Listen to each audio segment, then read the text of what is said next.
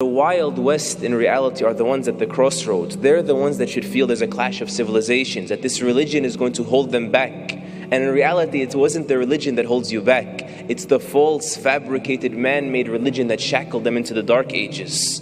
That has nothing to do with you. And even them, they began realizing it now that it was an overreaction. But only Allah knows if they bounce back, will they bounce back to another extreme? Because even now the atheists say, no, we should tone down our narrative. And they call themselves humanists. The atheists now have atheist churches. Look, it's up. They're not talking about God yet, but they're en route to it.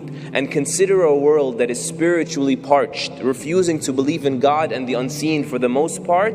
They're addicted to movies about the unseen. That's the internal conflict. That's the crossroads that happened in them, because they couldn't balance between both. Whereas the Muslim has no reason to believe that. Rather, the Muslim is the only one qualified to take the Wild West by its hand and gently pull them out of their confusion, because he is the one whose Islam, your Islam, is the only one that has the solution to every problem that can ever arise. You know, many times we say Islam, it applies in every time and place. In reality, that could mean that something else could also apply, but Islam applies. No, Islam, we should reword it. No time and no place can ever thrive properly without this Islam. So just to conclude, these crossroads are two extremes that the West is suffering from. And Islam is a straight path in the middle of them. Is that straight, perfect path in the middle of them. And the Muslim only assumes that he's at the crossroads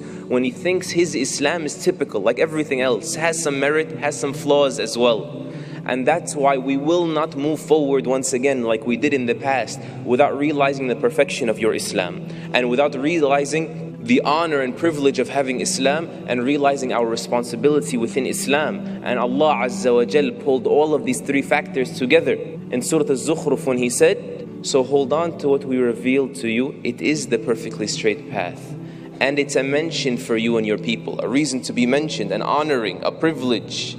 And you will be questioned about it. It's a responsibility. So this delusion of the crossroads, these challenges we face, a majority of them come from not realizing what our Islam is all about. And as Allah Azza wa Jal said, وَكَيْفَ تَصْبِرُ عَلَى مَا لَمْ تُحِطْ بِهِ خُبْرًا. How can you possibly persevere and hold on to something you're not acquainted with?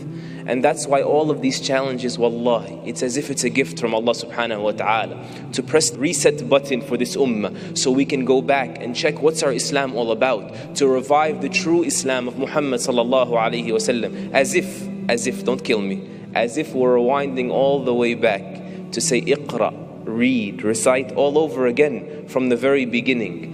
Because we live in an age now when being socially Muslim, I'm Muslim because my parents are Muslim, won't cut it anymore. Because there's no social benefit in being Muslim. We're the minority that's picked on. But only when you know what your Islam is and what it can do for you and do for the world around you, will you love it more than life itself.